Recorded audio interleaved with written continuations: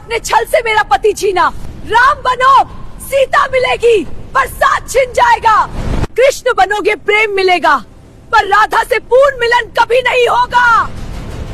क्या आप जानते हैं, भगवान विष्णु को एक स्त्री ने ऐसा श्राप दिया था जिसकी वजह से उनके हर अवतार का प्रेम अधूरा रह गया। एक पतिव्रता स्त्री का श्राप जिसने राम को सीता से अलग किया और कृष्ण को राधा से, और उसी श्राप के कारण आज भी भगवान विष्णु की पूजा तुलसी के बिना अधूरी मानी जाती है।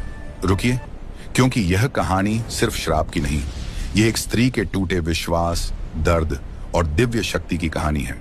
सृष्टि का समय था, असुरों का अत्याचार बढ़ चुका था। उनमें सबसे शक्तिशाली था जलंधर। जलंधर को अजय बनाती थी उसकी पत्नी वृंदा की पतिव्रता शक्ति। वृंदा का तप, उसकी अटूट श्रद्धा उसके पति के चारों ओर एक दिव्य कवच बनाकर खड़ी थी।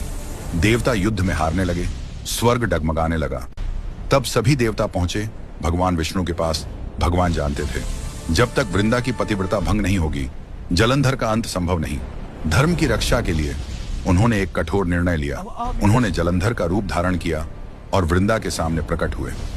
वृंदा ने अपने पति को सामने देखा और उसी क्षण उसका तप टूट गया।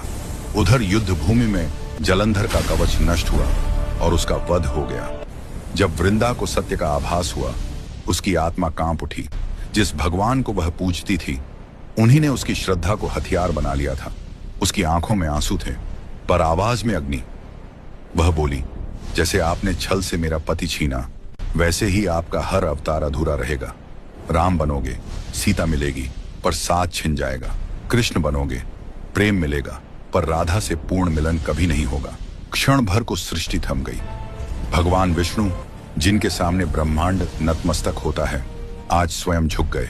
हाथ जोड़कर बोले, माता, तुम्हारा श्राप मेरे लिए दंड नहीं, तपस्या है, क्योंकि भक्ति से बढ़कर मेरे लिए कुछ भी नहीं। वृंदा का हृदय टूट चुका था। उसने अपने शरीर का त्याग कर दिया। उस देह से निकला दिव्य प्रकाश, और उस प्रकाश से जन्म हुआ तुलसी।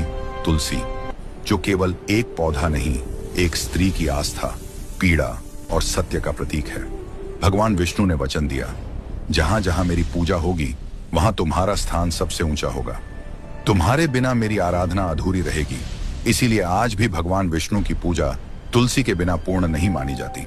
और शायद इसीलिए उनके हर अवतार में प्रेम तो मिला, पर पूर्ण मिलन नहीं। तो कमेंट में लिखिए, जय मां तुलसी।